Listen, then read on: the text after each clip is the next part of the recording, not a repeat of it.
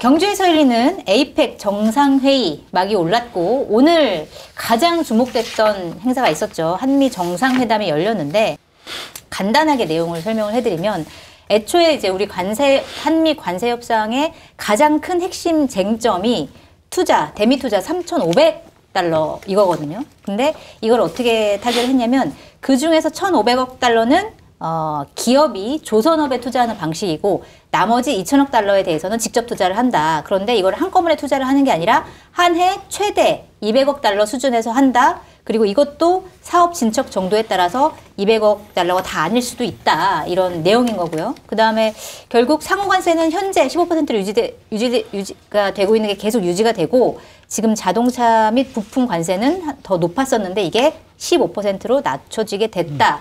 라는 건데 일단 잘된 협상인지 어떻게 보고 계세요? 글쎄 잘 모르겠어요. 좀 두고 봐야 될 것 같습니다. 이게 우리가 7월 달에 제가 한번 당한 적이 있었어요. 7월 달 3,500억 달러 투자 펀드 조성한다 해서 아주 큰 틀에 합의를 했고 합의문 왜 없냐 그랬더니 아니 뭐 합의가 워낙 잘 되고 해서 뭐 그런 거 했는데 그다음에 지금 몇 월이죠? 지금 10월 아니에요? 지금 우리 3개월 동안 뭐 한 거예요? 미국하고 막 오늘도 노딜이야 뭐야 이렇게 걱정할 정도예요. 그런 게 하나 있고 또 오늘 저녁에 에이펙 만찬장에서 트럼프 대통령의 그 말을 좀 이렇게 좀 자세히 봤어요. 그랬더니 이제 한미 정상회담 이후에 한 얘기입니다. 합의를 이뤘다. 성공적인 회담을 했다. 이건 좋은데 관세 협정도 거의 최종 단계까지 갔고 이렇게 얘기해요. 거의? 아직 다 합의는 안 됐다는 뜻이고요. 또 안보 관련 대화도 나눴다. 이 얘기는 안보 관련해서 뭔가 제대로 합의가 없었다는 얘기입니다. 그래서 이제 이거 앞으로 이거 오늘 발표한 내용을 갖고 이제 양해각서 체결을 해야 돼요. 이제 문서화 작업을 해야 됩니다. 그때 또 악마는 디테일에 있다고 또 미국이 또 심술꾸러기 아니에요. 또 심사가 뒤틀려갖고 이거는 뭐 해서 또 끝까지 양보 못하겠다 이렇게 되면 또 좀 이상하게 꼬일 수도 있다 이런 걱정입니다. 물론 큰 틀의 합의가 이루어졌으니까 아주 그 가슴을 쓸어내리고 뭐 잘 됐다 이런 생각을 하면서도 아직 좀 의심스럽게 없다. 의심을 거둘 수는 없는 그런 상황이 문서화 해가지고 사인하기 전까지는 믿을 수가 없다. 우리 해방 직후에 미국 놈 믿지 말고 소련 놈 속지 말고 일본 놈 일어선다 조선 사람 조심해라 그런 얘기가 있었죠. 저는 미국 별로 안 믿습니다. 믿지 않는다. 특히 또 그게 상대가 트럼프 대통령이라서 더 그런 걸 수도 있겠다. 트럼프는 더더욱 믿을 수 없습니다. 이런 생각이 드네요. 어떻게 평가하세요? 저는 상원님하고 그 같은 사실을 보고 저는 그걸 보고 좀 괜찮다고 생각을 했었는데 사실 지금 이 시간에 이 한미 협상 타결 관련해서 모든 채널들이 전문가들 분들 나오셔서 다 해석하고 있을 거니까 뭐 좋은 정보는 거기서 받으시고 저는 생각했을 때 아주 그러니까 평균적인 시민의 시선으로 봤을 때 어떤 협상이 잘 되었는지 안 되었는지는 우리의 평가도 있지만 상대가 어떻게 느끼고 있는지가 중요할 것 같아요. 그래서 뭐 대한민국 국민이 대부분 다 전 세계인들이 알겠지만 트럼프 대통령이 만약에 본인이 만족할 만한 성과로 합의가 되었다라고 하면 오늘 정상회담 이후에 만찬장에서 그 정도의 차분함을 유지할 수 없었을 거거든요. 방방 떴을 것이다. 너무 좋아서. 만찬에 조금 늦게 들어가더라도 막 SNS에 올리고 그렇게 없는 결과에 대해서도 그렇게 하던 이게 스타일이지 않습니까? 본인을 이렇게 업시키는데 근데 실제로 합의가 되었냐 싶을 정도로 차분하게 사실 이야기를 하더라고요. 그래서 우리나라에 그렇게 불리하게 되지는 않았었겠다라고 그냥 막연히 생각을 했다가 브리핑 내용을 보니까 뭐 지금까지 물론 우리 측의 브리핑을 받기 때문에 그럴 수 있지만 지금 그 성재경 기자님이 말씀하셨던 것들이 우려했던 여러 가지들 특히나 이창용 하는 총재가 150억에서 200억 정도가 한 해에 할 수 있는 우리 외환 시장에 충격을 주지 않을 정도의 가이드라고 이야기를 했었는데 또 그 안에 들어왔고 또 10년으로 어쨌든 나누고 관세도 어쨌든 제일 걱정했었던 부분들인데 15% 정도로 갔었고 농산물 보호했고 일단 나와 있는 건 그런 거지 않습니까? 물론 다른 디테일한 부분들은 봐야 되겠지만 노력하셨구나. 그다음에 무엇보다 저는 지연이 실패는 아니다 이 이야기를 딱 하면서 이재명 대통령이 기대치를 최소화시켰잖아요. 마치 타결이 안 될 수도 있다라는. 그러니까 다소 좀 불리해 보이고 이게 그런 상황을 실토하는 듯한 느낌임에도 불구하고 네. 그 위험 부담을 안고도 이번에 못할 수 있습니다. 국익을 위해서 늦어지더라도 국민 여러분 양해해 주십시오라는 전제를 깔았는데 네. 어쨌든 합의다라는 걸로 나왔다는 거는 미국 쪽이 조금 더 양보를 하지 않았나 이런 생각이 저는 들기 때문에 네. 뭐 고생하셨다 싶습니다. 고생하셨다. 뭐 고생한 거는 물론이죠. 분명하죠. 오늘 개혁신당에서 언론 이준석 대표가 논평을 냈더라고요. 네. 벌써 냈습니까? 예. 그 굉장히 고생들 했다. 뭐 이렇게 그 경의를 표한다 이런 표현도 있고 그래요. 그래서 일단 긍정적으로 평가했습니다. 그래서 네. 그 평가 자체를 보고 좀 평가 자체가 반갑다 이런 생각도 좀 들었고요. 네. 어쨌든 이게 협상이라는 게 항상 양쪽이 양보를 해야 합의가 되는 겁니다. 그렇다면 이제 양쪽 다 뭔가 이제 그 양보를 했다 이렇게 봐야 되는 건데 뭘 주고 뭘 받았는지를 지금 좀 알 수는 없어요. 장관이 말씀하신 포인트가 중요한데 이를테면 우리 국민을 향해서 이 타결 서둘르다가 우리 국익 훼손하면 안 되는 거 이해해 주실 거죠? 라고 얘기를 했지 않습니까? 네. 그 얘기 미국에서 안 봤을까요? 봤죠. 미국에서도 본 겁니다. 그래서 많이 컸네 하고 그렇죠. 이제 이럴 수가 있어요. 맞습니다. 네. 안 되겠다.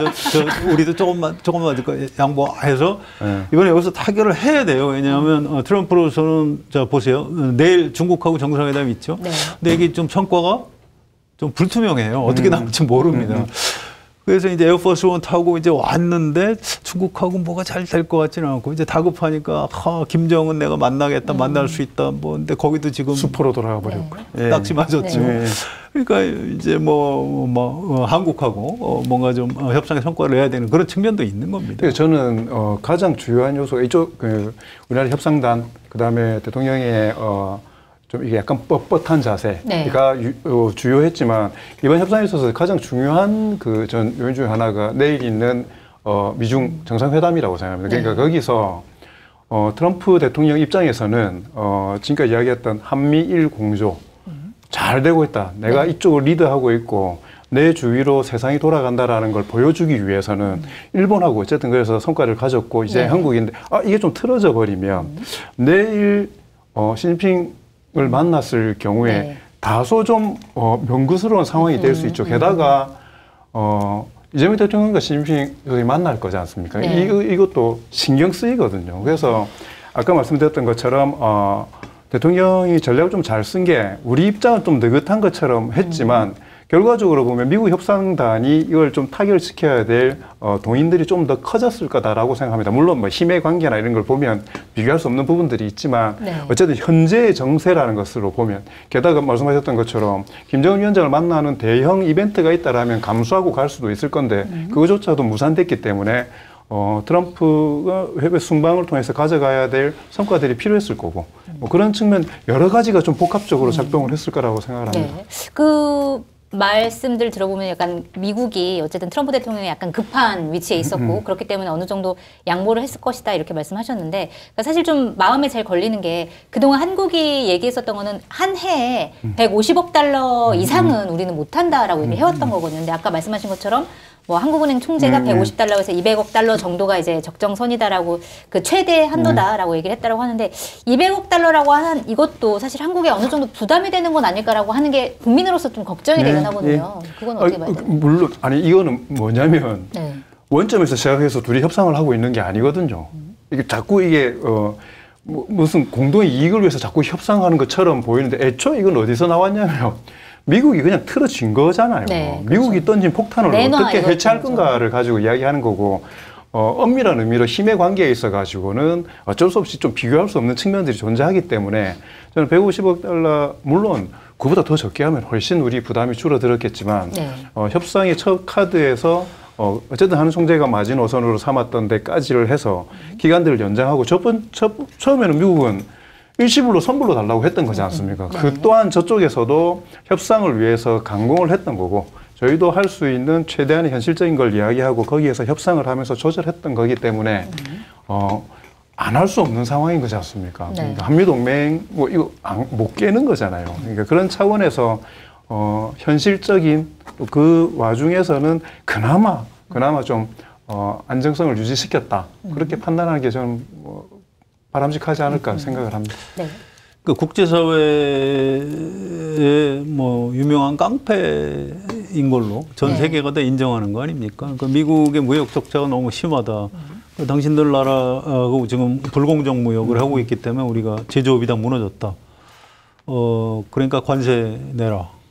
아니면은 돈 내놔라. 지금 그거 아니에요? 쉽게 얘기하면. 근데 미국 제조업 무너진 게 다른 나라 때문인가요? 미국이 금융 중심으로 산업을 몰고 가고 거기 제조업이 경쟁력이 없어진 거예요. 그거 왜 남의 나라 탓? 주로 이제 제일 큰 데가 이제 중국, 그다음에 일본, 우리나라 뭐 그 정도 순서일 겁니다. 거기다가 뭐 동맹이라면서요. 일본하고 한국하고. 동맹한테 더 가혹한 것 같아요. 그러니까요. 이건 뭐 깡패보다 더 못할지도 몰라요. 그래서 아주 그 걱정이 많았는데 전 이게 끝난 게 아니라고 봐요. 자, 이렇게 한다고 미국의 그 단기적으로야 무역 적자 폭이 개선되겠죠. 생 돈을 가져가니까. 중장기적으로 이렇게 해서 미국 제조업 살아날까요? 전 그렇게 보지 않습니다. 그래서 이게 이번에 그 에이펙이죠. 이번 우리 행사가 에이펙은 다자간 무역 활성화하고 투자 활성화하자 이런 경제 지역 경제 협의체인데 지금 미국의 그 행태가 이 다자 협력하고 맞아요. 정반대입니다. 보호무역으로 가고 있죠. 네, 그래서 이제 끝난 게 아니고 앞으로도 얼마든지 우리한테 또 이제 뭘 좀 뜯으려고 할 가능성이 있습니다. 이거 절대로 경기에 놓치면 안 됩니다. 이게 이재명 대통령만의 문제도 아니에요. 지금 대통령이 누구든 간에 이번에 굉장히 당했을 거고요. 그래서 지금 안심할 때가 전혀 아닙니다. 방심하시면 안 됩니다. 근데 물론 그럼에도 불구하고 오늘 이제 브리핑하는 거 보니까 그러니까 일본과 미국이 한 협상과 한국과 미국이 한 협상에 어떤 차이가 있냐 이런 얘기를 했더니 이제 대답이 그러니까 일본이 어떤 조건을 걸었던 건 이미 다 한국에서 조건을 똑같이 걸었고 거기에 추가로 우리가 또 조건을 거는 게 많기 때문에 훨씬 더 안정적이다 이런 이제 대략적인 설명을 하더라고요. 봤을 때 미국과 일본은 거의 이제 완전히 숙이고 들어간 협상이라는 평가를 받는데 일본에 비해서는 그래도 좀 선방했다 이렇게 평가를 해도 되나요? 우리 국민을 위한 뭐 의도적인 코멘트죠. 그걸 어떻게 비교를 하겠습니까? 일본하고 우리나라 경제 구조도 다르고 규모도 전혀 다른데 그래서 우리가 일본보다 못하진 않았으니까 걱정하지 마십시오. 그냥 말을 그렇게 한 걸로 그래요? 그냥 받아들여 주는 게 나을 것 같습니다. 그냥 이제 같은 선상에 놓고 비교할 수는 없다. 비교할 수 있는 그게 아니에요. 근데 그럼에도 불구하고 그 자동차 관세 뭐 이런 것 할 때 비교되는 것도 또 일본하고 비교가 되지 않습니까? 그래서 가격 경쟁력으로 우위에 있던 현대나 이런 자동차들이 일본하고 가격이 관세 때문에 달라져 가지고 엄청난 현실적인 타격을 받고 있다. 그러니까 일본에 대한 그 미묘한 감정의 문제도 있지만은 어쨌든 개별 산업에 있어서 경쟁 관계에 놓여 있는 부분들도 있기 때문에 협상의 성과를 이야기하기 위해서 가장 큰 비교의 대상은 일본일 수밖에 없을 거라고 생각하고요. 저번에도 그랬는데 우리 협상하기 전에 일본이 뭐 이렇게 협상을 해버리니까 그게 한선이 돼버려가지고 참 부담스럽다 생각을 했었는데 저는 이번 건은 오히려 일본이 딱 정리를 하니까 우리나라 입장에서는 그 이상이 되지 않으면 국민들을 설득할 수 있는 그게 없는 거잖아요. 그래서 저는 미국에서도 한일 그리고 한국 국민들의 일본에 대한 감정들을 모르지 않을 거고 그럼 그 동맹이나 이런 부분들을 유지해야 될 부분들이 좀 있기 때문에 뭐 결과적으로는 그런데 말씀대로 경제 규모 자체가 좀 다른 상황들이 있어서 객관적으로 비교하기는 어렵겠죠. 미국이 그렇게 섬세한 상대가 아니고요. 우리 국민의 반일 감정까지 고려해 줄 수 있는 나라가 아니에요. 거기는 아니 일본하고 옆 나라인데 사이좋게 지내시지 그래. 이런 참 말도 안 되는 하여튼 거기서 한국을 알기는 굉장히 좀 우습게 하는 측면이 있습니다. 그래서 제가 부정적으로 말씀을 드린 거고요. 여하튼 합의 내용을 좀 더 봐야 돼요. 일단 자동차하고 자동차 부품 관세가 25%에서 15%로 일단 떨어뜨리기로 했고 또 의약품은 최혜국 대우를 하겠다 이렇게 발표했더라고요. 또 천연자원 미국에서 나지 않는 천연자원은 무관세다 이렇게. 이게 뭔 얘기지? 또 반도체는 대만보다 불리하지 않은 수준.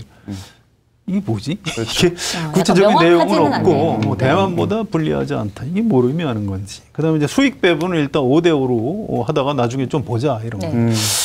이것도 좀 수상하고요. 그다음에 이제 이 투자를 결정하는 것도 미국의 상무장관 위원장이 투자위원회, 그다음에 우리나라 산업부 장관이 위원장이 협의위원회에서 결정하도록 한다.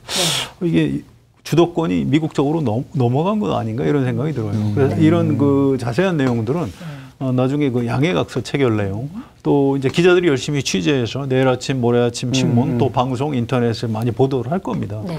이걸 조금 봐야 평가할 수 있을 것 같아요. 저는 그 부분도 있고 농산물 쪽을 저희가 잘 지켜냈는데 네. 검역 부분에 관련된 절차나 그 부분에 대해서는 저도 명확하게 잘 안 들리더라고요. 네, 그러니까 네. 협의의 여지들이 있다. 근데 아까도 말씀하셨던 것처럼 디테일에서 어떻게 그게 저희가 생각하지 못했던 방향으로 튀어나갈 수 있기 때문에 네. 그런 부분에 대해서는 꼭 협상이 잘 됐는지 안 됐는지 잘못했지 이렇게 딱 본다라는 의미보다 꼼꼼하게 좀 챙기는 부분들은 필요할 것 같다는 생각이 저도 협상은 잘 된 것 같지만 방심하면 안 된다. 방심하면 안 된다는 차원에서. 네.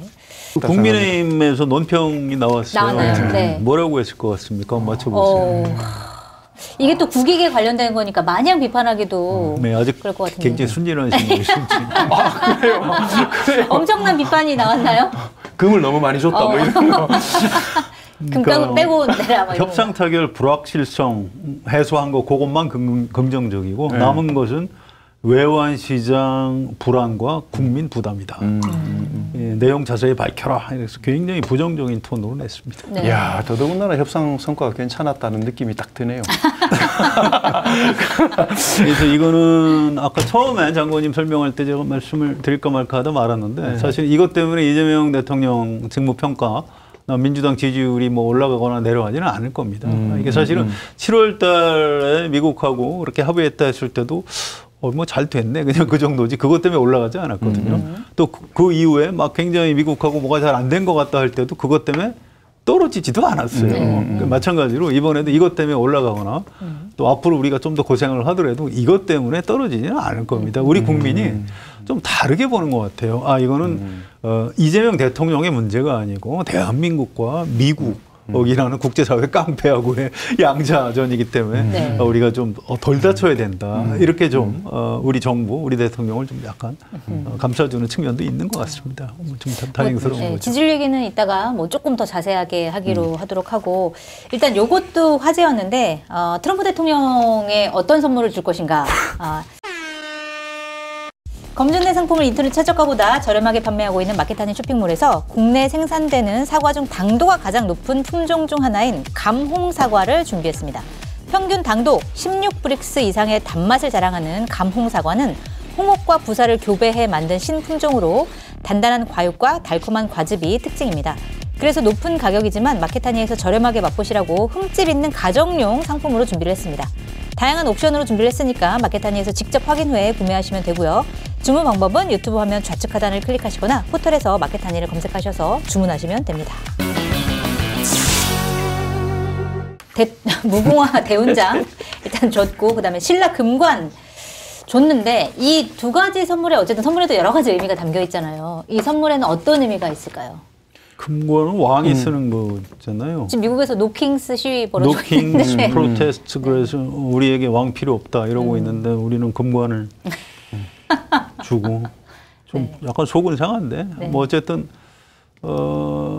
트럼프의 그 거래 기술 뭐 이런 데서 나오듯이 상대가 좋아하는 걸 우리가 줘야 되니까 네. 노벨상 평화상 좋아하니까 노벨 평화상 받으셔야 된다 이렇게 하는 거고 금 좋아하니까 줘야죠. 하여튼 우리로서는 할 수 있는 최선을 다한 거죠. 무궁화 대훈장도 주고 좀 잘했다고 봅니다. 네. 그런 거 많이 주고 네. 우리가 국익 챙기는 게 훨씬 나은 겁니다. 그래서 이건 아낌없이 줄 수 있는 게 선물이다 이렇게 생각합니다. 무궁화 대훈장이 그 뭐 안보에 되게 기여를 했던 외국 정상이나 이런 데 주는 거고, 대통령 부부들이 받는 거. 네, 전직 대통령이나 현직 대통령들이 받는 거고, 외국 정상 중에서는 거의 없었고, 마크롱이 얼마 전에 받았고, 여러 명들이 이렇게 잘 안 주는 겁니다. 네, 그렇죠. 근데 이제 트럼프는 이렇게 우리가 약간 뇌물성 매수가 가능하기 때문에 이런 걸 이렇게 주어져. 이제부터 좀 많이 줬으면 좋겠어요. 되게 우리가 10개 하지 않은 것처럼 좀 인심 쓰고 대신 우리 국익을 지키고 그렇게 했으면 좋겠습니다. 그 무궁화 대훈장이 보니까 그 현직 대통령이 본인이 물러날 때 본인한테 수여하고 뭐 하는 뭐 그런 게 있더라고요. 그래서 구설에 올랐었어요. 네, 그렇습니다. 그런데 뭐 윤석열 전 대통령 같은 경우에는 본인이 탄핵으로 물러나면서 그걸 못 받고 그렇죠. 물러났다 뭐 이런 얘기까지 나오던데 어쨌든 이 선물에 대해서는 어떤 의미라고 보세요? 뭐 말씀하셨던 것처럼 어쨌든 저쪽을 맞춰주는 건데 뭐 해줘야지 뭐 일본도 뭐 금이라는 금은 다 가지고 왔더만요 뭐 이렇게 해가지고 뭐 금 먹고 금보다 더 좋은 거 저희가 받으면 되는 거니까 네. 국제관계를 냉정하게 봐야 될 것 같더라고요. 자존심 상한다 안 상한다 이런 문제가 아니더라고요. 그렇습니다. 그러니까 그건 그냥 오히려 저는 이재명 대통령의 캐릭터상 네. 그렇게 하니까 그게 더 적극적으로 노력하는 모습으로 보이는 것도 같아요. 저는 네. 성깔 있는 분, 예, 성깔 있는 분이신 네. 되게 진짜로 누르고 국익을 있다. 위해서 최선을 그러면서 메시지는 아까 이야기했던 것처럼 저는 국민들의 자존심 그걸 상하지 않는 것도 중요하다고 생각하거든요. 네. 그러니까 그 부분에 있어서 딱 이게 칼날 위에 서가지고 했었는데 저는 지난번에 백악관에 갔을 때에 비해서는 한 5개월 정도 네. 지났는데 약간 좀 안방에서 확실히 딱 컨트롤을 하니까 네. 자신감 있으시고 그때에 비해서 훨씬 당신의 페이스대로 이렇게 가고 이게 워딩이나 이런 부분들이 따박따박 좀 더 네. 그때에 비해서는 안정돼 보이시고 해서 점점 더 익숙해지고 있구나 하는 생각이 좀 들었습니다. 홈그라운드 네, 이점 맞습니다. 그런 것도 있었겠죠. 네. 그 천마총검관 모형이라고 해요. 네. 천마총검관이 뭐 아시는 분들은 다 아시겠습니다만 이게 국보 지정된 게 1978년이고요. 네. 그게 천마총 경주의 천마총에서 네. 발굴된 게 1973년입니다. 네. 그런 거고 이게 나중에 예를 들어 트럼프 대통령이 이게 뭐지라고 좀 알아봤으면 좋겠어요. 우리 신라가 이 금세공에서 엄청난 선진국이었습니다. 그 시대. 그래서 이 뭐 금으로 뭐 여러 가지 만들었던 그 이제 굉장히 소중한 우리로서 물론 진품을 준 거는 아니니까 걱정을 하지 않는데 아무튼 네. 이 트럼프 대통령이 뭘 알겠습니까? 한국도 모르는데 신라를 어떻게 알고 금을 좋아하는 거지 금관을 알겠습니까? 누가 좀 공부를 시켜주고 하면은 이게 네. 어떤 의미가 있다 이런 걸 좀 배웠으면 좋겠다. 사실 저는 이런 큰 국제적 이벤트가 있을 때 선물, 식단 뭐 이런 게 이슈가 되는 것도 뭐 나쁘진 않다라고 생각하지만 그거에 이렇게 집중해야 되는 생각이 드는데 재밌죠. 네. 저한테서 일을 하면 그걸 쥐어짠 사람들의 노고를 생각하면 잘했다 해야 됩니다. 그럼요. 무슨 선물할까 얼마나 맞습니다. 고민을 많이 그게 엄청난 메시지이기 한 달 전부터 때문에. 만들었대잖아요. 네. 준비를. 굉장히 큰 노고를 해주신 분들. 금값 올라갈 때 바짝바짝 이 침이 말랐을 건데. 그러게 말입니다. 엄청난 금이 들어간.